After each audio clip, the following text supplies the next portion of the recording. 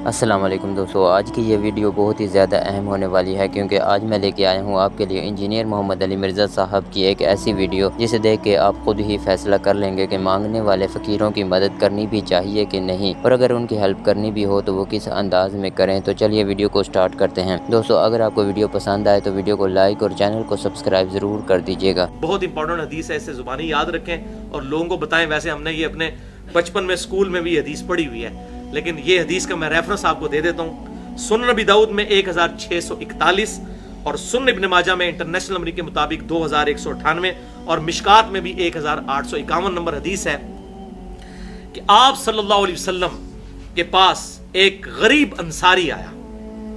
یہ one of the favourite حدیث ہے میری، الحمدللہ۔ ایک غریب انصاری آیا، اس نے کہا یا رسول اللہ صلی اللہ علیہ وسلم، میں غریب ہوں، مجھے کچھ کھانے پینے کو دیں، کچھ میری مدد فرمائیں۔ آپ نے فرمایا تیرے گھر میں کچھ ہے؟ اس نے کہا یا رسول اللہ صلی اللہ علیہ وسلم، میرے پاس کچھ بھی نہیں ہے سوائے ایک ٹاٹ کے جو میں نیچے بچھا کے سوتا ہوں اور ایک پیالے کے۔ آپ دیکھ لیں اس طرح کے غریب آپ کو آج کل ملیں گے؟ یہ غربت تھی صحابہ کرام علیہم رضوان کی۔ ایک پیالہ ہے اور ایک ٹاٹ ہے۔ آپ صلی اللہ علیہ وسلم نے اس کی مدد نہیں کی، آپ نے فرمایا وہ لے آؤ۔ وہ لے کر آیا۔ آپ صلی اللہ علیہ وسلم نے فرمایا کون ہے جو اس کو خرید لے؟ ایک صحابی کھڑے ہوئے، انہوں نے کہا یا رسول اللہ صلی اللہ علیہ وسلم، میں 1 درہم میں خریدتا ہوں، ایک چاندی کے سکے میں۔ چاندی آج کل کی نہیں، اس زمانے کی جب بڑی مہنگی تھی۔ آپ صلی اللہ علیہ وسلم نے فرمایا کوئی اور خریدے، زیادہ قیمت لگائے اس کی، اور اس کی مدد کرنی تھی۔ ایک اور صحابی کھڑے ہوئے، انہوں نے کہا یا رسول اللہ صلی اللہ علیہ وسلم، میں اسے 2 درہم میں خریدتا ہوں۔ تو آپ صلی اللہ علیہ وسلم نے اس کو وہ دے دیا اور 2 درہم لے کے اس کو دیے اور اسے کہا کہ جاؤ اس سے جا کر ایک کلہاڑا خریدو۔ وہ شخص بازار سے جا کر کلہاڑا خرید کر لایا تو آپ صلی اللہ علیہ وسلم نے اپنے مبارک ہاتھوں سے اس میں دستہ فٹ کیا۔ اللہ کبیرہ، آپ شفقت دیکھیں، حریص علیکم بالمؤمنین رؤوف رحیم۔ اپنے مبارک ہاتھوں سے اس کو کلہاڑے کا دستہ فٹ کر کے آپ صلی اللہ علیہ وسلم نے دیا اور فرمایا جا اس سے لکڑیاں جنگل کی کاٹ اور ان لکڑیوں کو اکٹھا کر کے اپنی گزر بسر کر۔ یہ اس بات سے بہتر ہے کہ تو لوگوں سے مانگتا پھرے۔ اور پھر فرمایا کہ 15 دن تک مجھے اپنی شکل نہیں دکھانی تم نے، یعنی یہ کام کرنا ہے۔ اب میں نے تمہیں، جس طرح یہاں بھی لوگ کسی کو چنگچی لے کے دیتے ہیں، کسی کو ریڑی لے کے دی تو کہتے ہیں بھائی یہ تم کرنا ہے اب کام، یہ نہ ہو کہ جا کے پھر کھا لو، پھر کسی اور سے مانگ لو، اس راس المال کو ہی ضائع کر دو۔ تو 15 دن کے بعد وہ شخص آپ صلی اللہ علیہ وسلم کی خدمت میں حاضر ہوا تو اس کے پاس 10 درہم ہو چکے تھے، یعنی وہ 1 درہم اور پھر 10 درہم۔ تو آپ صلی اللہ علیہ وسلم نے، اچھا وہ جو 2 درہم جو لیے تھے اس نے، آپ نے 1 درہم سے وہ کلہاڑا منگوایا اور 1 درہم کہا کہ گھر والوں کو کھانا خرید کے دو۔ یہ سکپ ہو گئی تھی، بعد میں اس میں بتا دوں۔ 1 درہم سے وہ کلہاڑا آیا تھا۔ پھر 15 دن کے بعد جب وہ آیا 10 درہم تھے، تو پھر اس نے گھر میں غلہ بھی ڈلوایا اور گھر والوں کو کپڑے بھی لے کے دیے۔ پھر آپ صلی اللہ علیہ وسلم نے اس کو کہا کہ یہ جو تم کر رہے ہو یہ اس چیز سے بہتر ہے کہ تم لوگوں سے مانگتے پھرو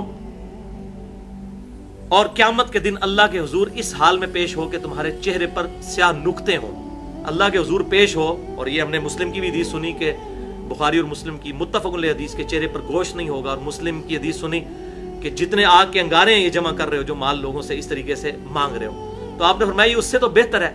پھر آپ نے فرمایا کسی کے لیے سوال کرنا جائز نہیں سوائے 3 لوگوں کے۔